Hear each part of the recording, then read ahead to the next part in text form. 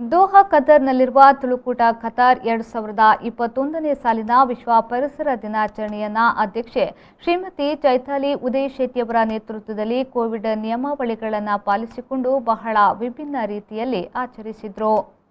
Joy of giving weak ದಾನದಲ್ಲಿರುವ ಧನ್ಯತೆ ಸಪ್ತಾಹ ಎಂಬ ಶೀರ್ಷಿಕೆಯೊಂದಿಗೆ 7 ದಿನಗಳ ಕಾಲ ನಡೆದಂತಹ ಈ ಕಾರ್ಯಕ್ರಮವು ಪ್ರಕೃತಿ ಪ್ರಿಯ ಸದಸ್ಯರನ್ನು ಒಗ್ಗೂಡಿಸುವುದರ ಜೊತೆಗೆ ಪ್ರಸ್ತುತ ಸಮಯದಲ್ಲಿ ನೆರವು, ದಾನ ಹಾಗೂ ಪ್ರಕೃತಿ ಸೇವೆಯಂತಹ ಅತ್ಯುತ್ತಮ ಮೌಲ್ಯಗಳ ಚಿಂತನೆಗೆ ಸಾಕ್ಷಿಯಾಯಿತು. ವಾರದಾದ್ಯಂತ ನಡೆದ ಈ ಕಾರ್ಯಕ್ರಮದಲ್ಲಿ ಸದಸ್ಯರು ತಮಗಿಷ್ಟವಾದ ಸಸಿಗಳನ್ನು ವಿನಿಮಯ ಮಾಡಿಕೊಳ್ಳುವುದರೊಂದಿಗೆ ಕೂಟವು ಸಹ ತನ್ನ ವತಿಯಿಂದ ಭಾಗವಹಿಸಿದ ಪ್ರತಿಯೊಬ್ಬ ಸದಸ್ಯರಿಗೆ ಬಗೀರ ಎಂಬ ನಾಮಾಂಕಿತ ಗಿಡಗಳನ್ನು ಸ್ನೇಹಪೂರ್ವಕವಾಗಿ ನೀಡಿತು.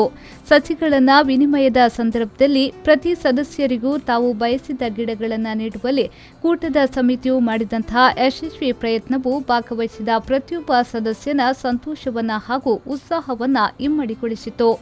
7 ದಿನಗಳ ಕಾಲ ನಡೆದಂತಹ ಈ ಕಾರ್ಯಕ್ರಮದ ಸಮಾರೋಪ ಸಮಾರಂಭವು ಕಳೆದ ಜೂನ್ 5ರಂದು ಕತಾರ್ ಫೈನ್ಲ್ಯಾಂಡ್ ಇಂಟರ್ನ್ಯಾಷನಲ್ ಸ್ಕೂಲ್ ವಠಾರದಲ್ಲಿ ಐಸಿಬಿಎಫ್ ಹಾಗೂ ಕರ್ನಾಟಕ ಮೂಲದ ವಿವಿಧ ಕೂಟಗಳ ಅಧ್ಯಕ್ಷರು ಹಾಗೂ ಗಣ್ಯರ ಉಪಸ್ಥಿತಿಯಲ್ಲಿ ಸಸಿಗಳ ನೆಡುವಿಕೆಯೊಂದಿಗೆ ನಡೆಯಿತು. ಮಂಗಳೂರು ತಾರಸಿ ಗಾರ್ಡನ್ ಖ್ಯಾತಿಯ ತೋಟಗಾರಿಕಾ ತಜ್ಞ ಬ್ಲಾನಿ ಡಿಸೋಜಾ ಅವರ ಜೊತೆ ಝೂಮ್ ಮೂಲಕ ನಡೆದ ನೇರ ಸಂವಾದ ಕಾರ್ಯಕ್ರಮದಲ್ಲಿ ಕತಾರ್ನ ಉಷ್ಣ ಹವಾಮಾನದಲ್ಲೂ ಕೂಡ ನಡೆಸಬಹುದಾದ ತೋಟಗಾರಿಕೆಯ ಬಗ್ಗೆ ಮಾಹಿತಿಯನ್ನ ನೀಡಲಾಯಿತು. ಕತಾರ್ನ ವಿವಿಧ ಒಕ್ಕೂಟಗಳ ಸಾಲಿನಲ್ಲಿ ಮುಂಚೂಣಿಯಲ್ಲಿರುವ ತುಳುಕೂಟ ಕತಾರ್ ಹಲವು ವರ್ಷಗಳಿಂದ ಅನೇಕ ಸಮಾಜಮುಖಿ ಯೋಜನೆಗಳನ್ನು ಯಶಸ್ವಿಯಾಗಿ ನಡೆಸಿಕೊಂಡು ಬಂದಿದ್ದು, ಪರಿಸರ ಸಂರಕ್ಷಣೆಗೆ ತನ್ನದೇ ಆದ ಕೊಡುಗೆಯನ್ನು ನಿರಂತರವಾಗಿ ನೀಡುತ್ತಿದೆ. ತಮಗೆ ನೀಡಿದ ಬಗೀರನನ್ನ ಮುಂಬರುವ 3 ತಿಂಗಳುಗಳ ಕಾಲ ಚೆನ್ನಾಗಿ ಸಲಹಿ ಬೆಳೆಸಿದ ಪ್ರತಿ ಸದಸ್ಯರಿಗೆ ಕೂಟವು ಪ್ರತಿಯಾಗಿ ಅಭಿನಂದನೆಯ ರೂಪದಲ್ಲಿ ಇನ್ನೊಂದು ಸಸಿಯನ್ನ ನೀಡುವುದಾಗಿ ಕೂಟದ ಅಧ್ಯಕ್ಷೆ ಘೋಷಿಸಿದ್ದು, ಪ್ರಕೃತಿ ಸೇವೆಯು ನಿರಂತರ ಪ್ರಕ್ರಿಯೆಯಾಗಿ ಇರಬೇಕೇ ಹೊರತು ಒಂದೇ ವಾರಕ್ಕೆ ಸೀಮಿತವಾಗಿರಬಾರದು ಎಂಬ ಸಂದೇಶವನ್ನ ಎತ್ತಿ ಹಿಡಿದಿದೆ.